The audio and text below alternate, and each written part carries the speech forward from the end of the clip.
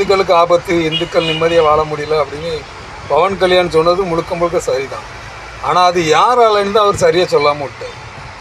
ஏன்னா இங்கே இந்துக்கள் வந்து சாதி கொடுமையில் வெட்டிக்கிட்டு சாகுறான். இன்னொரு இந்துவால் தான். இன்னொரு இந்து தான் அவனை வெட்டுறான், ஆணவ கொலை பண்ணுறான், குத்துறான், கொல்றான். அவனை இன்னொரு இந்து தான் கோயிலுக்கு அனுமதிக்க மாட்டேங்கிறான்.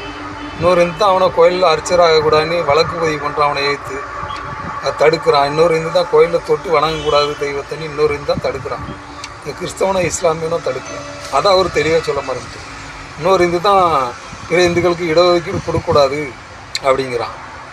இன்னொரு இந்து தான் சிதம்பரத்தில் போய் உள்ளே போய் தேவாரம் பாடக்கூடாதுன்னு இன்னொரு இந்து அவன் தான் அடிக்கிறான். இன்னொரு இந்து இந்துக்களில் சமமாக திருமணம் பண்ணக்கூடாது அப்படின்னு அடிக்கிறான், தீய வச்சு கொளுத்துறான், குடிச்சு எல்லா கலவரமும் பண்ணுறான். முழுக்க முழுக்க இந்துக்கள் தான் பண்ணுறான்.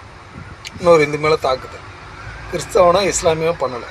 அதை அவர் சரியாக சொல்லாத விட்டுட்டார். இப்போ அதான் பிரச்சனை. அவர் அதை சரியாக சொல்லியிருந்தா அவர் சரியாக சொல்லியிருக்காருன்னு சொல்லலாம். இந்துக்களால் தான் இந்துக்களுக்கு ஆபத்து.